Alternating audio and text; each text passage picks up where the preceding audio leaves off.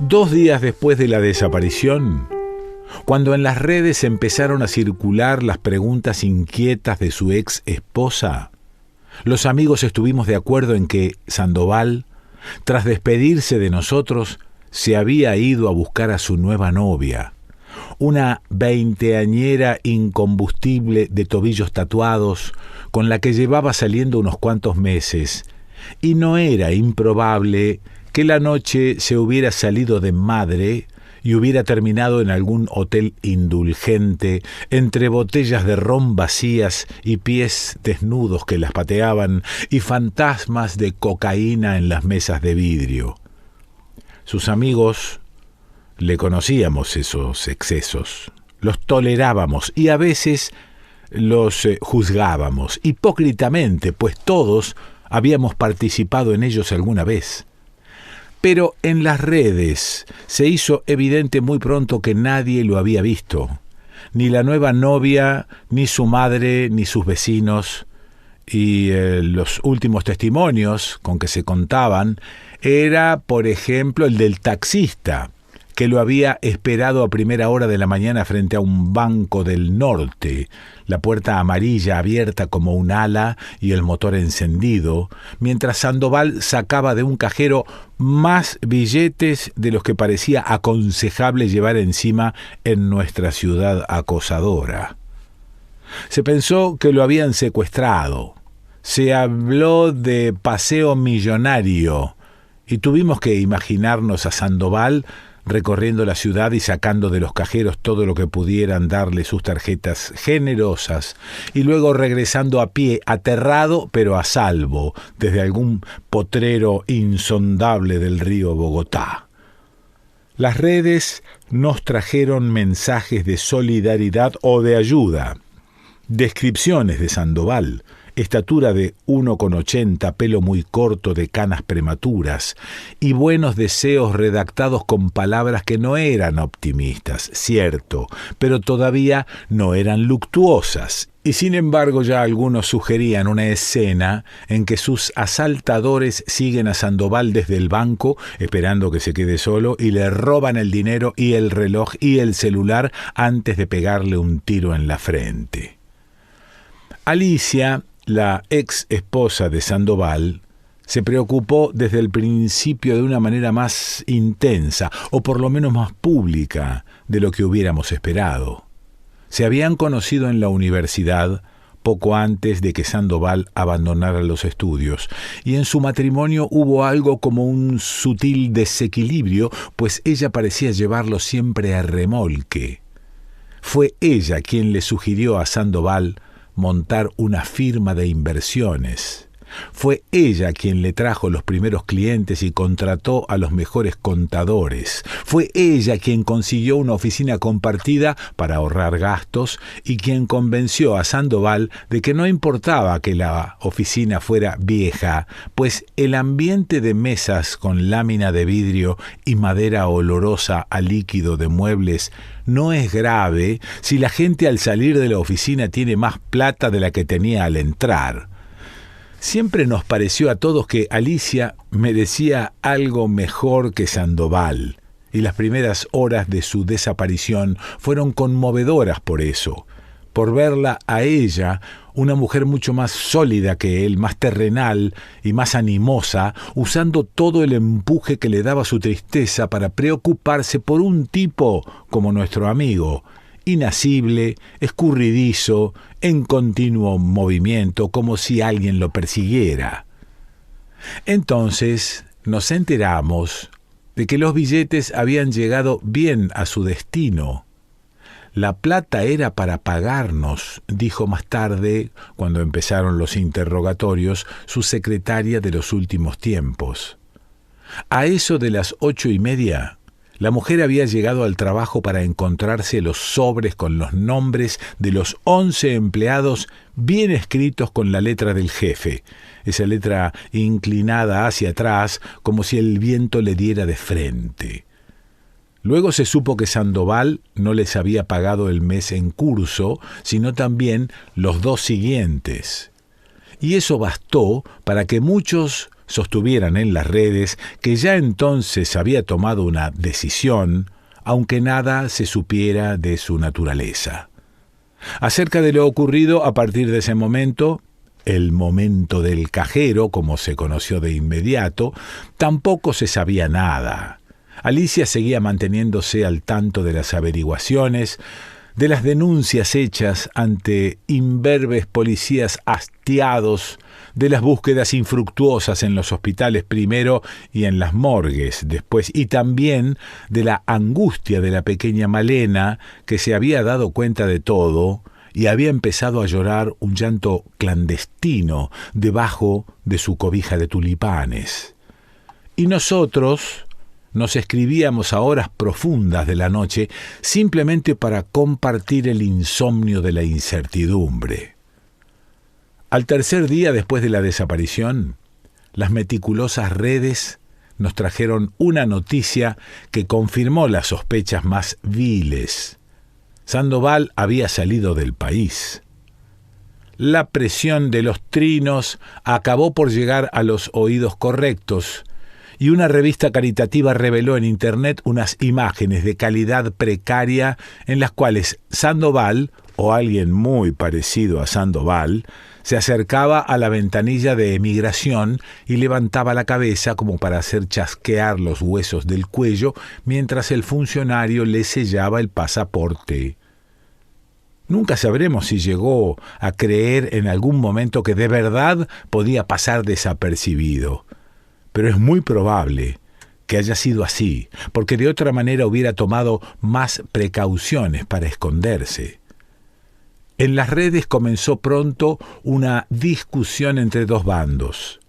Si Sandoval estuviera fugándose de algo, decían unos, habría disimulado, se habría escondido, habría llevado un saco con capucha, una gorra de béisbol o un sombrero vallenato, o al menos unas gafas oscuras para hurtar el rostro a las cámaras impertinentes y ubicuas. Que no lo hubiera hecho, sostenían los otros, no era sino la prueba de que se creía y siempre se había creído por encima de la ley, un intocable, un dueño de todo, un miembro de esa clase que había crecido con la convicción profunda de que el país era su finca y ellos eran los capataces. Alicia se desgastaba en intentos vanos por pedir respeto. Alegaba, la veíamos alegar, que nadie tenía pruebas de que hubiera hecho nada malo y que de todas maneras él seguía sin dar señales de vida, aunque se hubiera visto lo que se vio en las cámaras. La familia emitió entonces un comunicado para anunciar que Sandoval seguía desaparecido, pues, a pesar de haber tratado por todos los medios posibles de ponernos en contacto con él, ni su ex esposa, ni su madre, ni sus amigos habían recibido ningún tipo de noticia. Ni él ha acusado recibo de nuestros mensajes. Algunos en las redes ya lo insultaban por desconsiderado, por ver el espectáculo de angustias de sus familiares y no reaccionar de alguna manera, y otros preguntaban cómo iba a reaccionar si a estas alturas ya probablemente estaba metido en el baúl de un carro con un tiro en la frente. Las autoridades contestaron el comunicado de la familia con su propio comunicado, en el cual se hacía constar que el señor Sandoval Guzmán había realizado emigración en el aeropuerto El Dorado a las 7:14 de la mañana, abordado el vuelo 246 y tocado tierra en Washington a las 2:39 de la tarde hora local, sin que pudiera determinarse todavía si había efectuado trámites de inmigración en el aeropuerto internacional de Dulles. Pero en cuanto se supiera, decía caritativamente el comunicado, se daría pronta noticia. Washington. ¿Qué motivo habría podido tener Sandoval para viajar a Washington? Nunca, hasta donde nos alcanzaba el recuerdo de su vida, lo habíamos oído hablar de Washington como uno de sus destinos de negocios, ni podía Alicia acordarse de que allí tuviera amigos o intereses. En cuestión de horas, se habían abierto grupos en las redes con nombres como Apoyo a Sandoval Guzmán en Estados Unidos, o Have you seen Sandoval Guzmán? Y allí se publicaban fotos de hombres parecidos a Sandoval, declaraciones de colombianos que daban consejos, a quién acudir, dónde buscarlo, desde su experiencia como residentes en el Distrito de Columbia, teorías de lo sucedido que incluían estados de coma, amnesias, atracos con escopolamina que ponen la voluntad al servicio de los atracadores y cuyas víctimas pueden moverse, tomar aviones y presentar documentos sin que nadie se percate de que han sido ausentados de su propio cuerpo. Alguien dijo haberlo visto en un estadio, alguien habló con él en la barra de un bar, alguien compartió con él un viaje en bus hacia el sur, y en las redes hablábamos de la pobre Malena y especulábamos sobre ella, sobre lo que le podía pasar por la cabeza, sobre las respuestas que Alicia le estaría dando, y nos preguntábamos cuánta verdad cabría en esos diálogos, cuánta fabricación era necesaria, pero nunca respondimos a un trino anónimo. Además, el tipo tiene una niña divina, se llama Manuela, mucho mal parido abandonarla así. No, nunca respondimos, ni corregimos el nombre. Eran muy pocas letras y tampoco hubiera servido de nada. Nos dijimos, eso sí, que Malena tenía apenas 4 años, de manera que no tardaría en olvidarse de todo esto. Aunque también era cierto que en las redes nada se olvida, y todo esto seguiría disponible en 10 o 15 años para que la niña, que para entonces ya no sería una niña, lo consultara y supiera. Porque las redes no olvidan nada. En ellas solo son efímeras las buenas noticias, las satisfacciones y los pequeños o grandes éxitos, mientras que los errores y las culpas, y los diversos traspiés y las palabras descuidadas, todo aquello que mancha una vida, permanece alerta, agazapado y listo para saltarnos a la cara. La mancha no se va, no se limpia nunca por completo, aunque podamos esconderla o disimularla, y basta que entre en contacto con las sustancias adecuadas para que aparezca de nuevo en la tela pulcra de nuestra vida. La noticia comenzó a circular durante la noche. Fue lo primero que vimos en la mañana, que para algunos comienza cuando no ha salido el sol. Sandoval había aparecido muerto en un cuarto de hotel en Jacksonville, estado de Florida. Al parecer había llegado en un bus Greyhound desde Washington, pasando por Raleigh y por Fayetteville y por Savannah, en un trayecto de 16 horas que no tenía destino conocido. En el hotel pidió una hamburguesa y una copa de vino, y después de comer sacó la bandeja con los restos y la dejó junto a la puerta número 303. Y entonces completó con lápiz el papel del desayuno, ese que se debe colgar por fuera antes de cierta hora de la madrugada para que alguien despierte al huésped con su comida. Hizo cruces en las casillas del café y del jugo de naranja y de los huevos fritos Sunny Side Up. En el apartado de la hora de entrega hizo una cruz en la casilla de las 7:30.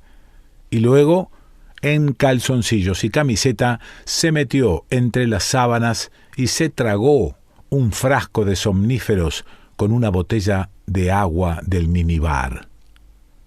La televisión estaba encendida cuando lo encontraron, pero nadie sabe qué programa haya visto antes de quedarse dormido. Se sabrá con el tiempo, por supuesto. Cada uno de los detalles se acabará sabiendo, pero lo que no se ha sabido todavía, lo que sigue debatiéndose, a veces en términos muy agrios, las discusiones en las redes son acaloradas, es qué razones tuvo Sandoval para huir de su vida. Por ahora solo podemos especular, como se ha venido haciendo, un desfalco millonario, las pruebas de una promiscuidad irredenta. Aparecerán ahora fotos de niñas impúberes, obscenos mensajes de texto, imágenes de penes erectos con leyendas que nos parecerán vergonzosas. O descubrirán tal vez alguna especie de desahucio, una injusticia irremediable. Los resultados condenatorios de un examen médico, inapelables como una sentencia. En esto estamos de acuerdo, por lo menos era una huida lo que Sandoval llevaba a cabo o trató de llevar a cabo. Una reinvención, el comienzo de una nueva vida. Trató de esfumarse para ser otro, o para ser nuevo, o para dejar de ser sin molestar a nadie, y es una lástima que no lo hayamos encontrado a tiempo, pues, ¿acaso hubiéramos podido rescatarlo? Sí, convencerlo de volver a estar entre nosotros. Juan Gabriel Vázquez.